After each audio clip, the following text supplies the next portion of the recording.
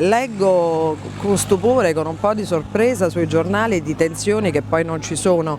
con alcune amministrazioni locali con le quali anzi si sta collaborando in maniera sempre molto efficace. Chiaro riferimento all'amministrazione di Oderzo e alle tensioni sull'utilizzo dell'ex caserma Zanusso, ma anche alle polemiche sul possibile utilizzo della Gotti di Vittorio Veneto come terzo centro profughi nella Marca. Prefetto che oggi a Cison, durante l'intitolazione della locale caserma Carabinieri, ha voluto fare il punto sugli arrivi e sull'episodio del gruppo di pakistani dimenticati davanti alla questura all'Appiani. Non c'è un allarme immigrazione, c'è quello che io vado dicendo dal 3 di agosto, dalla data in cui mi sono insediata, cioè signori, noi dobbiamo garantire, per evitare che si crei un problema di sicurezza, dobbiamo garantire in maniera assoluta l'accoglienza per tutte le persone che arrivano.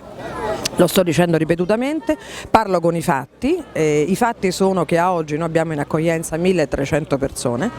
gli afghani, gli arrivi quotidiani che abbiamo anche via terra e che a qualcuno hanno fatto reclamare maggiore attenzione in realtà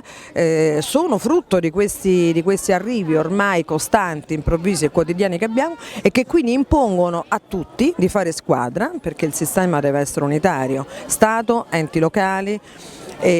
autorità ecclesiastiche, privati, chiunque può fare deve fare la sua parte. Questo è qualcosa su cui andiamo parlando da tempo, adesso dobbiamo realmente fare i fatti, la prefettura su questo ha un piano ovviamente già